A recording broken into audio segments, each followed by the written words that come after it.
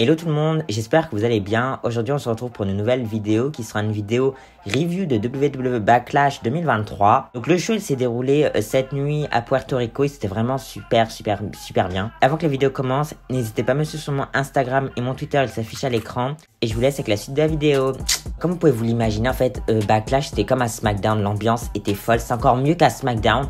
Alors déjà l'arène j'aime trop, genre en fait j'adore les stages gigantesques à la base, mais là le petit stage dans l'arène pleine comme ça, j'ai trouvé ça magnifique. Ça fait comme si en fait il y avait beaucoup de monde, enfin bref c'était vraiment génial. La foule était à 100%, enfin c'était vraiment trop bien ce pay-per-view. Donc pour la note globale, je vous l'ai dit maintenant, moi je mets 8,5 sur 10 je pense. Faut juste que je me regarde tous les matchs parce que j'aime bien en fait revoir les matchs en sachant en fait les résultats et tout pour voir. Enfin je sais pas, en fait j'aime bien juste revoir tous les pay-per-view. Bref, le premier match de la soirée c'était Bianca Belair contre Io Sky pour le titre de Raw. Je pense que c'est mon combat préféré de la soirée. Sur 5, moi je mets 4,75 sur 5. C'est une super note, vraiment j'ai kiffé le combat.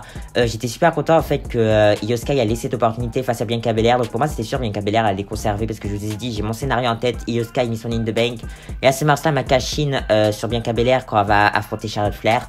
J'ai très hâte de voir ce qui va se passer du coup dans les épisodes de SmackDown à venir parce que Bianca Belair et Io Sky sont à SmackDown. Donc le combat était vraiment super bon. Bianca Belair qui se faisait huer dès qu'elle avait l'avantage et Io Sky qui se faisait popper. Vraiment c'était génial ce combat.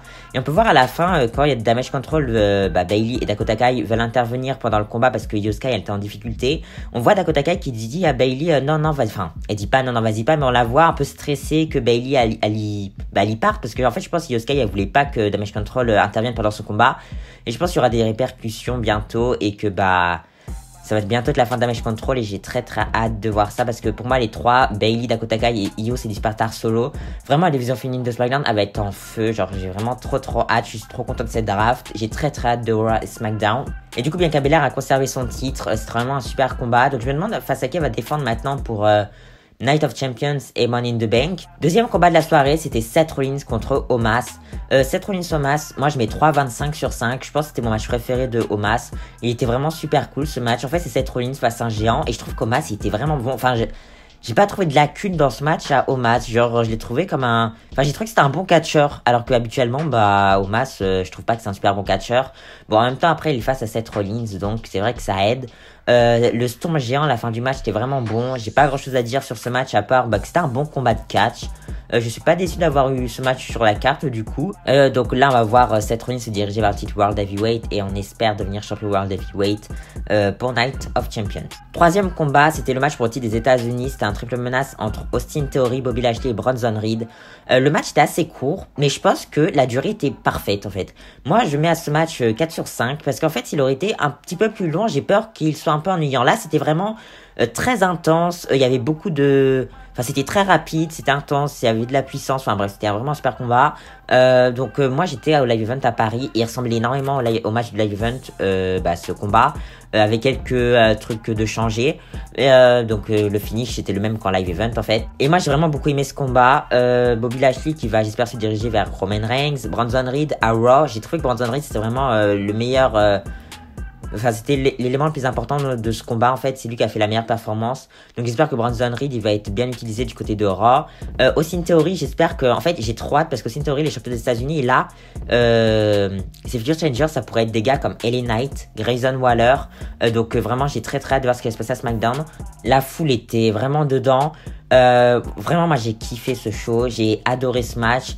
Et donc comme je vous l'ai dit, victoire de Austin Theory. Combat suivant, c'était pour le titre féminin de SmackDown, Rhea Ripley qui avait une super gear contre Zelina Vega qui avait aussi une super gear. Franchement c'était un bon combat. Je m'attendais un petit peu plus, j'ai trouvé un petit peu court. Moi j'aurais plus vu 2-3 minutes de plus vraiment à ce combat. Mais c'était un super combat entre les deux. Donc moi je mets 3,5 sur 5. J'ai trouvé que c'était un bon combat. Zelina Vega a fait une belle performance. Bon, après, c'est vrai qu'elle a fait, en fait, les coups qu'elle a déjà fait à Ripley pendant leur rivalité, c'est-à-dire le DDT, elle a contré le Riptide, je crois, je sais plus, bref, elle a fait la Météora. Bon, elle a fait quelques coups, Rhea Ripley a bien dominé ce combat quand même. Elle a fait le 619, Zelina Vega. Mais c'était un bon combat. Rhea Ripley qui commence un règne de championne assez dominante. Et là, j'ai très hâte de voir ça de quoi la suite pour son règne. J'espère qu'elle va défendre face à Piper Niven à Night of Champions parce qu'elles avaient eu un match à NXT UK. J'avais beaucoup aimé. Donc si elles peuvent refaire ça dans le main roster, ça pourrait être cool. Et ou même face à Shayna Baszler parce que leur combat à NXT lorsque Rhea Ripley est devenue championne NXT, c'était vraiment un super combat. Donc si on peut avoir ce combat en attendant que Ronda Rousey revienne, pour ensuite avoir Money in the Bank, Raquel Rodriguez, Rhea Ripley et à SummerSlam, Rhea Ripley, Liv Morgan, moi j'aimerais beaucoup que son règne se déroule comme ceci, ou même voir Candice LeRae face à Rhea Ripley. Enfin, en fait, elle est féminine de Raw. Elle est assez bizarre, j'ai l'impression qu'il n'y a pas trop de grosses stars, il y a Becky Lynch et tout ça, mais Becky Lynch, je vois pas Becky Rhea Ripley pour tout de suite en fait. Donc j'ai très hâte de voir ce que ça peut donner en fait son règne. Ensuite pour moi c'était vraiment le main event de ce show, en fait je comprends pas pourquoi ça a été en plein milieu du show, ils ont appelé ça double main event, mais en fait c'est soit t'es main event, soit t'es pas main event, il n'y a pas double main event et t'es le main event en plein show, bref. C'était Damian Priest contre Bad Bunny, c'est pas mon combat préféré de la soirée, mais c'est lui que j'ai passé le meilleur moment devant. Parce que c'était super divertissant. Genre c'est le combat qui m'a le plus diverti de la soirée. Franchement... Non, en fait je mets 5 sur 5 à ce combat. Non, il était vraiment trop bien. Mais j'ai préféré quand même j'ai quand même préféré Io Sky Bianca Belair au niveau catch. Mais niveau ambiance et tout, en fait, pour moi, le catch, il n'y a pas que le catch qui compte, il y a aussi l'ambiance et tout. Donc je mets 5 sur 5 à ce match. Bad Bunny qui a accueilli comme un héros avec son nouveau thème. Je crois que c'est sa musique, c'est Chambera, ça s'appelle un truc comme ça, bref. J'adore ce nouveau thème. Même si sa musique date d'il y a plusieurs années. Il commençait bien, c'était une street fight. Bad Bunny il est venu avec son petit caddie et toutes ses armes dedans, c'était assez rigolo ça. Il y a eu pas mal de bons spots. Bad Bunny était vraiment très solide dans le ring. Puis là il y a l'overbooking qui est arrivé, qui était vraiment super bon. Le Judgment Day qui arrive. Ensuite, je sais plus trop dans quel ordre c'était. Le Judgment Day arrive. Ensuite il y a Carlito qui est arrivé. Alors là, ça m'a fait rire parce qu'en fait, je m'attendais pas du tout à ça. En fait, c'est bien quand il n'y a pas de spoilers sur les réseaux sociaux de gars qui peuvent intervenir pendant les matchs et tout. C'est tellement mieux. Carlito, il est arrivé. Il y a eu la LWO qui est arrivée, mais avant ça, il y avait... Comment il s'appelle? Il y avait un mec qui s'appelle Vega à la fin. Genre, son nom de famille, c'est Vega. Je ne connais pas ce mec, mais il était assez rigolo aussi. Victoire de Bad Bunny, assez surprenant, mais en fait, je m'y attendais un peu. Mais Bad Bunny, Damian Priest est tellement protégé qu'en fait, ça m'a un peu étonné de le voir perdre. Mais en fait... Quand on comprend le match et tout, vraiment, ça m'a pas trop surpris. C'était un trop bon combat. Ça aurait dû être le main event.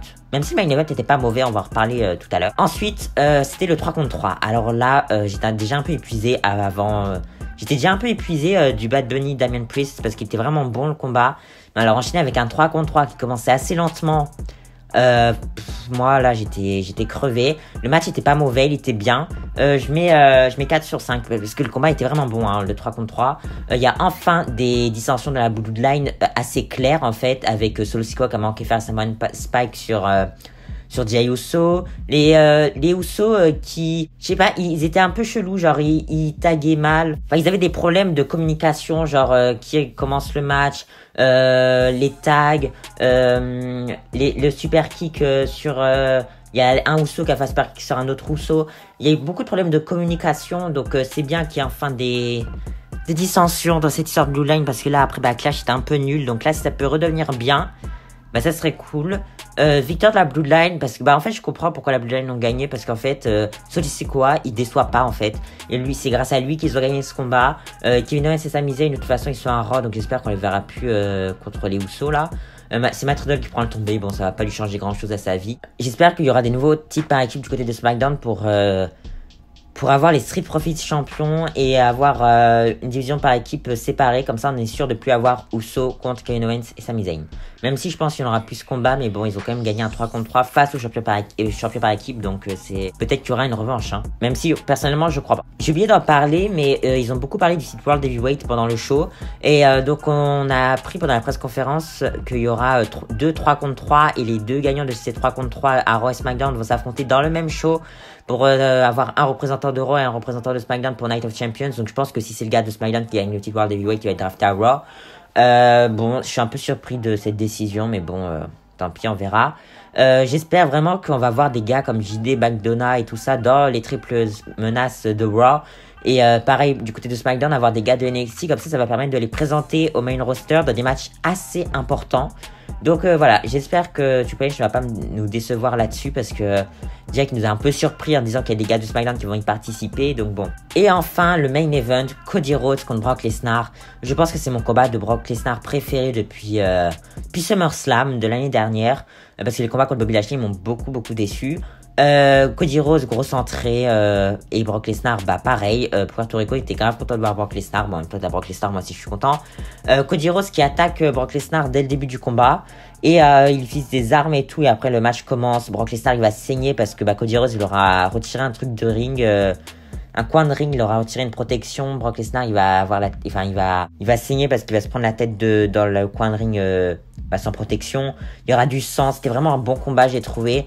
Brock Lesnar il a pas fait que des suplexes et des A5, il a fait d'autres coups, il a fait une soumission, il a fait je sais plus comment ça s'appelle, mais il a fait d'autres coups en fait, donc c'était assez cool. J'ai l'impression que la revanche a vu le finish parce qu'il a gagné en fait pendant que Brock Lesnar faisait sa soumission. Cody Rhodes il s'est relevé un peu et puis il y a eu 1, 2, 3. C'est une sorte de roll-up un peu chelou. Donc Cody Rhodes a gagné. Je pense qu'il y aura une revanche. Pourquoi pas avec une stipulation. Et donc Cody Rhodes perd avec la stipulation. Je sais pas, il se passe quelque chose en mode Brock Lesnar il détruit tellement Cody Rhodes que l'arbitre il arrête le match. Et ensuite, bon c'est un peu nul mais bon j'ai l'impression qu'ils vont faire un truc du genre. Et ensuite on a la revanche, pourquoi pas à SummerSlam. Et ça va permettre d'occuper Cody Rhodes loin du titre World Heavyweight. Mais je suis très content que Cody Rhodes et Brock Lesnar ils aient une bonne alchimie comme ça. Comme ça va peut-être nous permettre d'avoir un Brock Lesnar de la même qualité que... Enfin, ça va peut-être nous permettre d'avoir des matchs de la même qualité que Brock Lesnar et Jay Styles ou Brock Lesnar Daniel Bryan. Donc je suis très content. Et voilà. N'hésitez pas à me dire en commentaire ce que vous avez pensé du show. Moi je le trouvais vraiment super bien. Je sais pas si c'est un des pay-per-view préférés de l'année parce qu'il y a quand même eu WrestleMania. Mais franchement il était vraiment très bon. J'ai très hâte d'être à Raw et SmackDown parce que là la draft va prendre effet, les rosters vont être séparés et voir en fait la suite pour toutes les rivalités. Pratiquement j'ai vraiment hâte de tout voir. N'hésitez pas à vous abonner, à liker, commenter et partager cette vidéo. Et donc moi je vous dis bye à une prochaine vidéo. Bye.